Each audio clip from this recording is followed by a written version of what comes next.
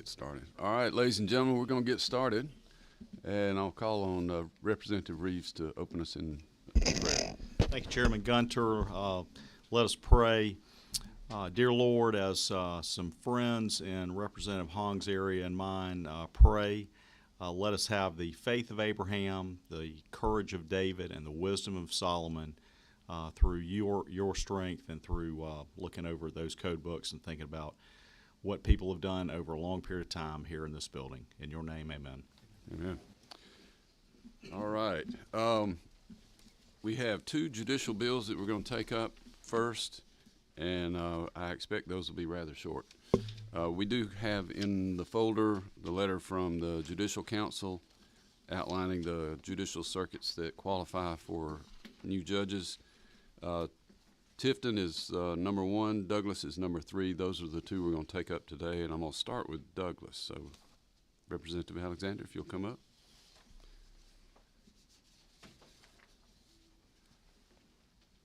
And let's see. Yeah, which one? There we go. Thank you, Mr. Chairman and committee members. August the 25th, 2023, the Douglas delegation received a letter or emails from our chief judge requesting a 4th Superior Court judge for Douglas County.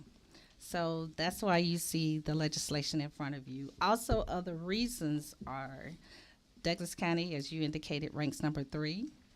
Currently, 3 judges are doing the workload of 4.5 judges for the past several years.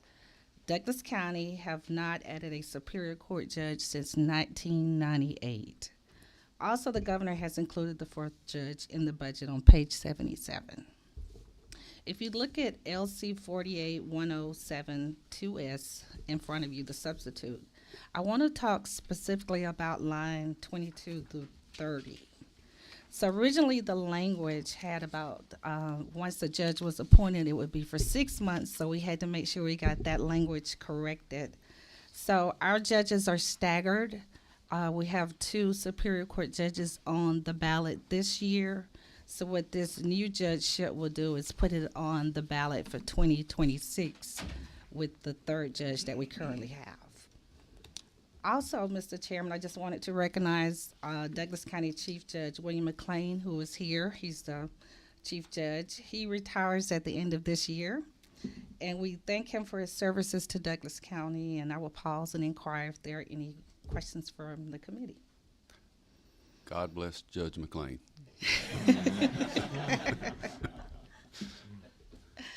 All right. All right, I don't see any questions. Do I hear a motion? Move to pass. Second. All those in favor say aye. Aye. Any opposed? All Thank right, you, Mr. it's Chairman and passed. committee members. It'll go to rules from here. Thank you. Can I take a picture? Yes? I will allow that picture, yes. We normally don't do that, but that's okay. Now, don't y'all want to be on the front page of the Douglas County Sentinel? He's retiring, you can't do anything about it. Yeah, I know, that's true. All right, this is House Bill 884.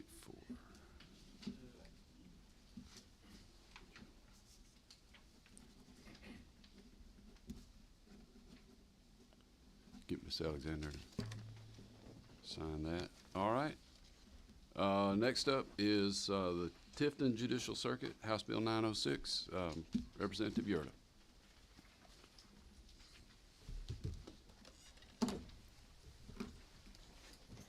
Morning, Chairman, Committee. A little damp out there, but great to be here. I'm here to present the substitute for House Bill 906, and this would provide a 3rd judge for the Superior Courts of Tifton Judicial Circuit. There are 4 counties that make up the circuit, which are Irwin, Tift, Turner, and Worth. And as you can see from your information, the judge workload value is 1.41, which is the highest workload value of requesting circuits. The Tifton Judicial Circuit last received a judgeship 43 years ago in 1980. The year I graduated the University of Georgia, so that tells you how long ago it was.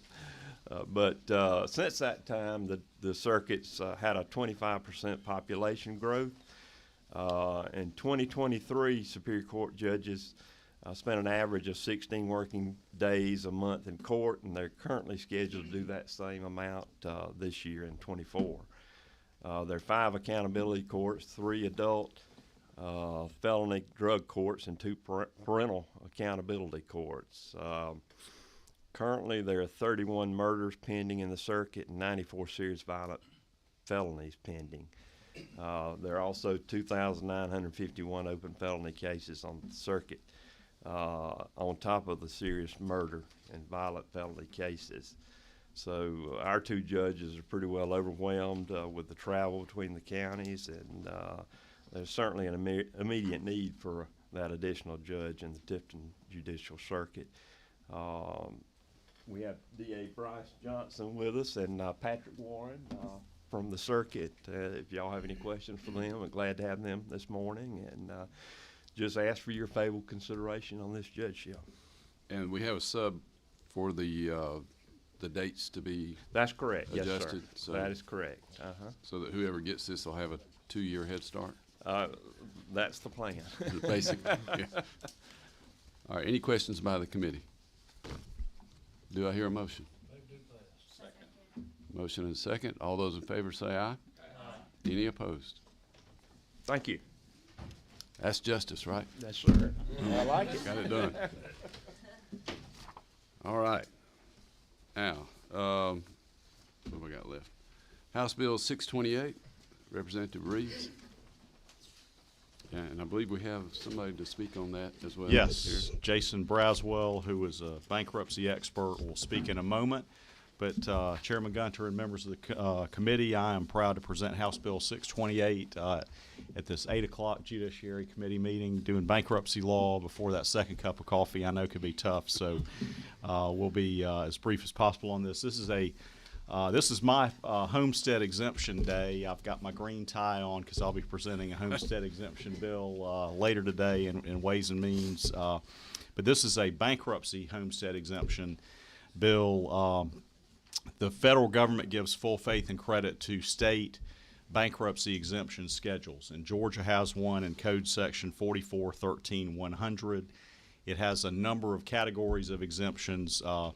You get to exempt $500 worth of jewelry if you go bankrupt. You get to exempt $1,500 worth of tools if you go bankrupt. So when you're Christmas shopping, just remember that. On the homestead, as we all know, home values have inflated dramatically since 2017. The last change of any type on the homestead exemption or on the exemption table in Georgia was 2017. That may not have even impacted the homestead exemption. Senator Jesse Stone, former Senator Jesse Stone, faithfully kept track of this exemption schedule and updated it several times when he served here. He's now a judge near Augusta, and between his departure and COVID and various things, it just hasn't been updated. So Representative Evans, Representative Hong brought this to my attention. Jason Braswell I know to be a very experienced bankruptcy lawyer. I think this is a well-reasoned, modest bill. Florida is a debtor's haven. This by no means moves Georgia into that category. This is a modest increase based on the passage of time and home values increasing. Let's see. The lender community, when this bill was filed last year, we circulated it to them. It took a while to get them back up to speed on what that exemption table is because it hadn't been touched in a while. So we did not get an answer from affected parties last year, but this year, the last several weeks, we've circulated again to them, have not detected any opposition to this modest increase on the bankruptcy exemption table for homeowners for their homestead. Why am I bringing this? I'm from Gwinnett County. I practiced law during the Great Recession. I heard statistics that when you tallied it up, about half of the parcels in Gwinnett got foreclosed over the course of 5 years during the Great Recession. Not all those were homes, but a lot of them were. And even if you don't get your house foreclosed, if a house gets foreclosed in your neighborhood or down the street and there's a foreclosure and eviction, it just has an impact on everybody in the neighborhood. So giving homeowners a chance to reorganize. If they've got equity in their property, it'll keep them from throwing the keys to the lender and throwing in the towel and having foreclosures that affects everybody detrimentally. So it's good public policy at this point. Normally, I know you have questions for the sponsor. I'm going to ask if you could hold those until after Mr. Braswell testifies, because he may answer some of the questions you have in a more authoritative way. I have done some bankruptcy work over the years. Mr. Braswell's done it every day for 21 years. So, Mr. Chair, if that'd be all right, I'd like to turn it over to Mr. Let's bring on Braswell. the expert. All right.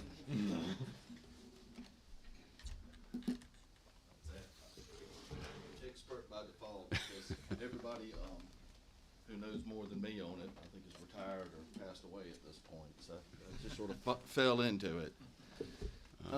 If you would introduce yourself and then tell us what you want to. My name's Jason Braswell. I'm an attorney. I practice in the Athens, Georgia area. We do stuff all over the Northern Judicial District and the Middle Judicial District. It's the federal districts. We don't do Southern because there's only so much you can do. Yeah. So much area you can cover. But I notice this more and more, and that's one of the reasons I mentioned it. Stacy, we went to law school together. In the past several years, the real estate prices, especially around the southeast corner of Atlanta, Walton, Morgan, some of the other counties, the Gwinnett area sort of touching that, have skyrocketed in value, like doubled, sometimes even tripled, it seems like. You can tell it from the tax assessments. And it was basically anybody I was meeting from that area, if they had a house, I couldn't file a bankruptcy for them. I mean, I just had to tell them you got to handle it on your own, because with the way Georgia's exemptions are, it's 21.5 that you can double if you're married, okay? A few years ago, that wasn't so bad. It protected a lot of people's houses, and, because the bankruptcy does not really touch the mortgage. The mortgage would stay in place. A Chapter 7 trustee can't take the mortgage, make the mortgage go away. So after most people's mortgage and their exemptions, and generally cost of sale too, a Chapter 7 trustee will not sell a house just for cruelty. They only do it if they can make a substantial profit, to pay the unsecured creditors in a case. So I just couldn't file for the people. It's just too much equity, and you got a whole class of people there who basically went from 2 years ago having bankruptcy protection and be able to be protected to not being protected at all. The other option is a Chapter 13 where they attempt to pay their debts back, okay? There's something in the code, in the bankruptcy code, called the best interest of the creditors test. And the best interest of the creditors test says in a 13, the creditors can't get a worse deal than if you filed a 7, okay? So you can't say if the person had $50,000 of equity in their house that was non-exempt, the trustee would potentially, sell that and gain that equity for the benefit of the creditors in a 7.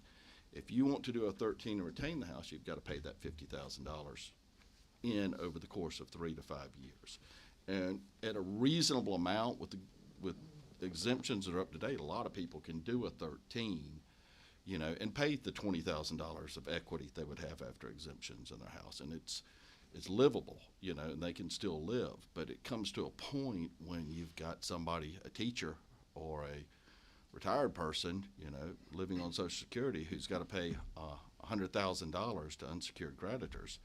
It's just not feasible. It's not doable, And like I said, the thing is, 3 or 4 years ago, they would have been fine. They could have paid $10,000, $20,000 to their unsecured creditors. Now they can't. It's just because of the way it goes.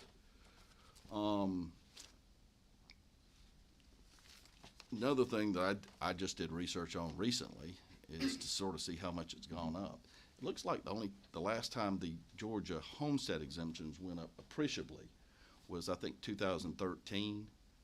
And since then, this is from the, from the internet, but it looks like, Must be true. yeah, it's got to be true. Got to be true. It looks like in that 10-year period, house prices in Georgia, this is for the state, have gone up 141%.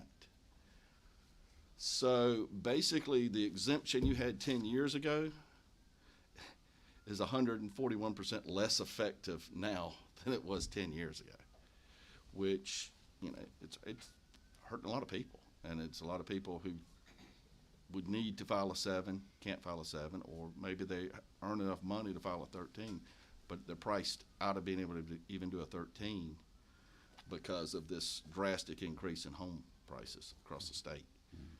I mean, some areas are much higher than this. I mean, I think most of the people, Matt here would tell you that, in his area, it's probably even higher than 141%. So that's kind of it in a nutshell. I did some sort of funny things with some math, if y'all want to hear it. If you look at the other states, nationwide, there's like 8. If you count D.C., there's 50 county D.C., which has their own state exemptions, or even though they're not a state, but they have their own exemptions. There's 8 areas that have unlimited homestead exemptions, like Florida, or I'll give you the list. It's Oklahoma, Florida, Texas, South Dakota, Kansas, Iowa, D.C., and Arkansas. So it's interesting that a lot of those are in the sort of the southern or midwestern areas. It's kind of interesting that California and a lot of northeastern states don't have unlimited exemptions. But of the remaining states that give a number on a homestead exemption, if you average them up, I just basically took those 8 states out because you really can't factor in unlimited when doing an average. But if you do an average of all the other states, for the single person filing, the homestead exemption is $115,151. So it's a far cry from the 21.5 we have here. If you look at, I call them the SEC schools, the SEC states. If you look at the southeastern states, if you've got an SEC school, and I had to take Arkansas out because they're unlimited. I had to take Texas out because it's unlimited. They're an SEC state now. And Oklahoma is now. Things have changed recently. But if you take those out,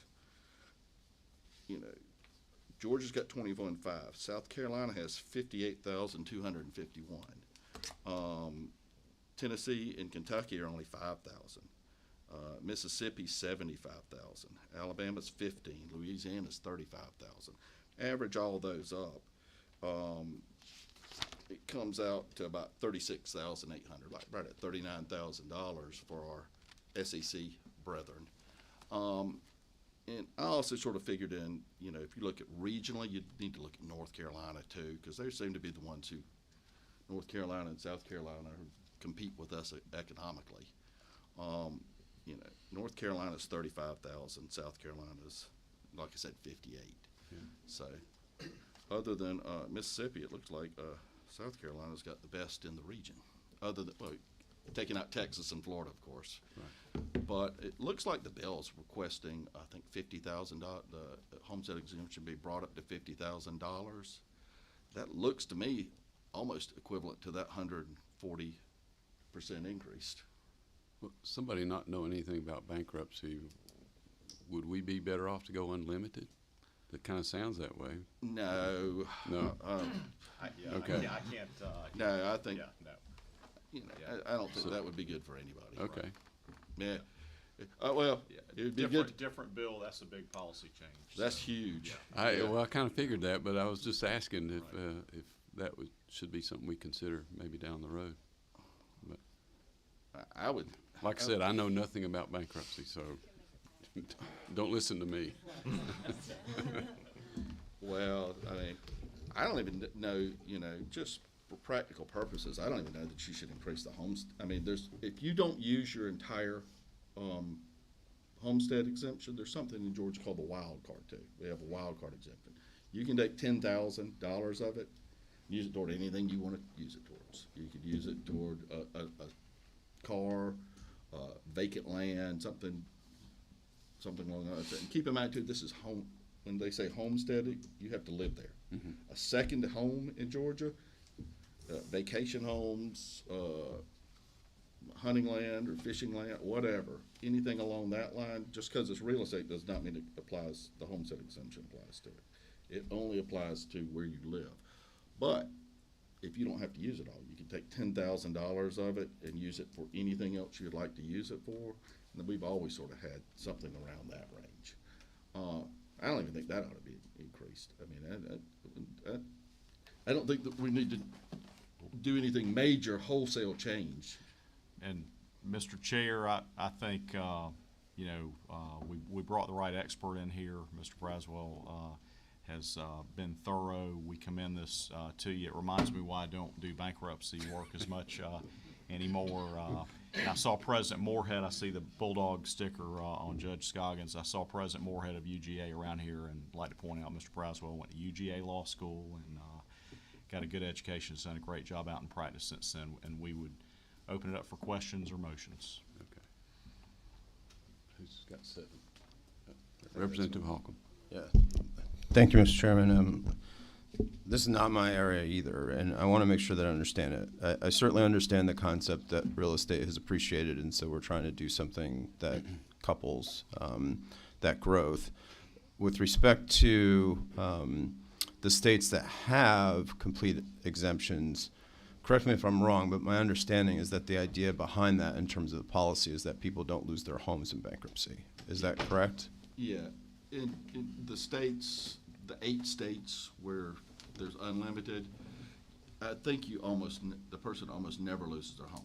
They could lose a vacation home, or they could lose, just raw land, investment land, anything along that lines, but they generally cannot lose their home. Exactly, because that's not the home. The home itself is protected as a public policy. So if you have medical debt or a lawsuit or something like that, you don't lose your home. So what I need you to help me understand is exactly what this does in terms of the practical aspects of it.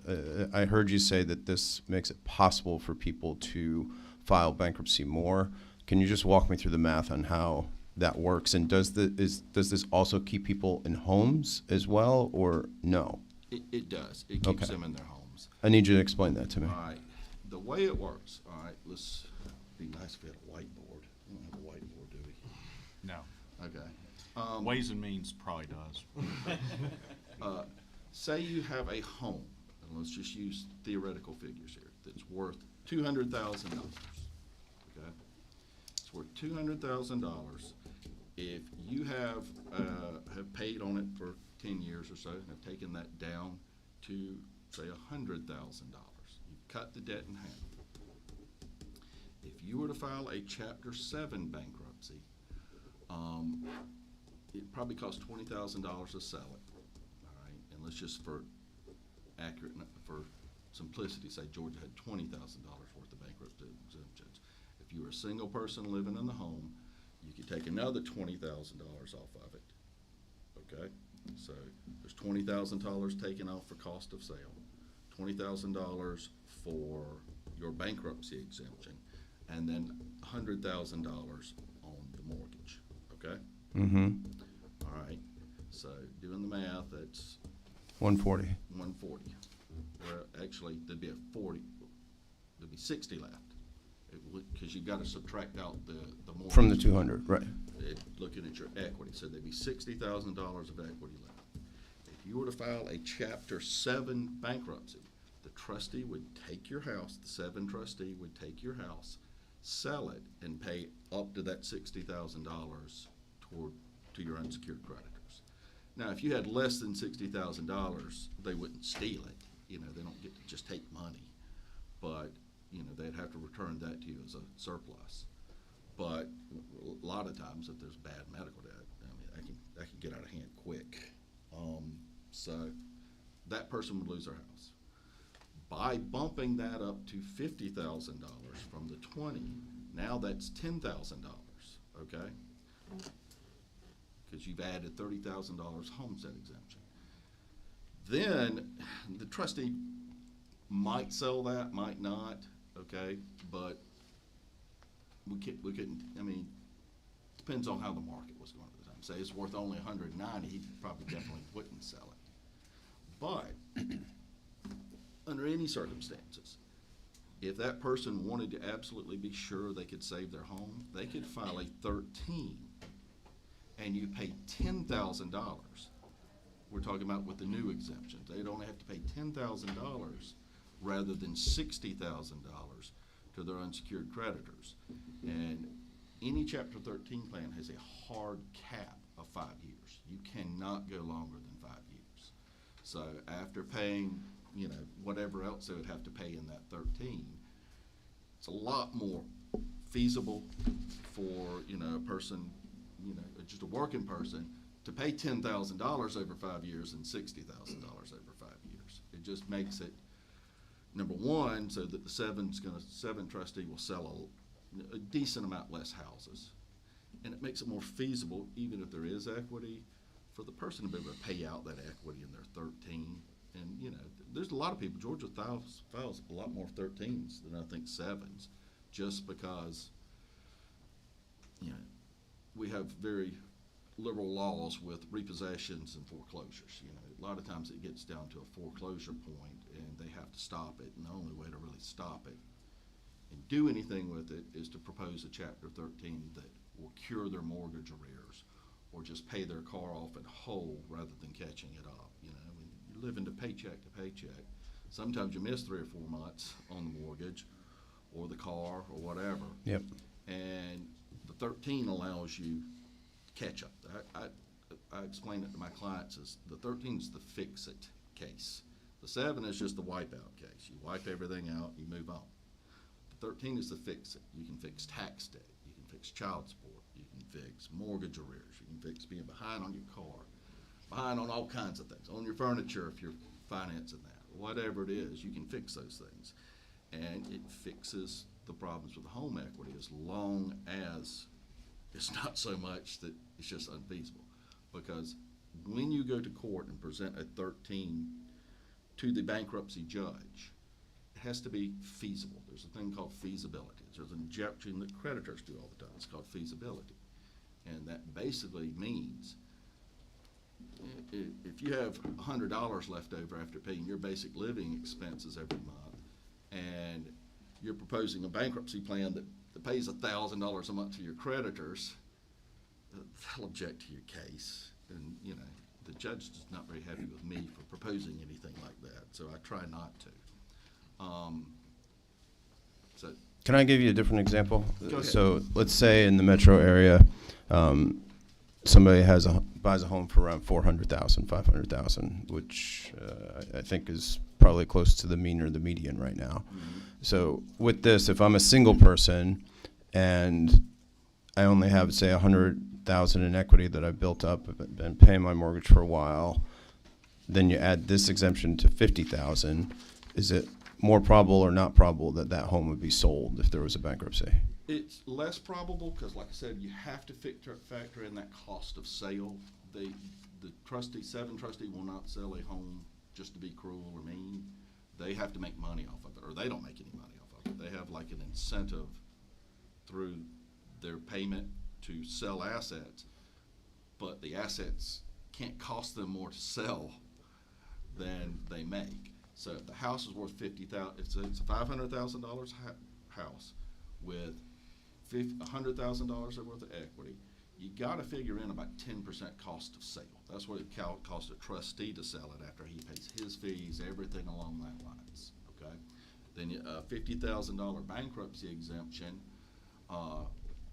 That's eating up the entire equity there. So in that exact situation you're talking about, a $500,000 home, $400,000 worth of mortgage, only $100,000 worth of equity, that person would probably be able to keep that house. Or if they did a 13, it would be it'd be a very reasonable payment. Okay. All right. Thank you.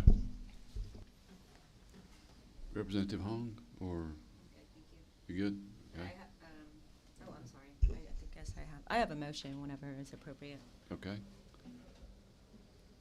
Any other questions from the committee? All right, thank you.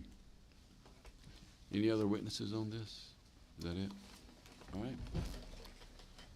Any discussion by the committee? Well, first of all, let me see, do I hear a motion?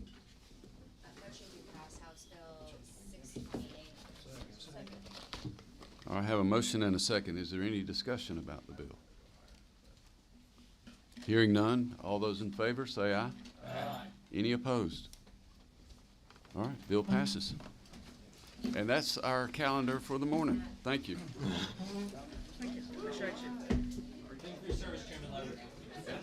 Well, I could be, it's glad I could be of help. Good job, Rob. Just barely squeezed that last vote by. Start looking. Well,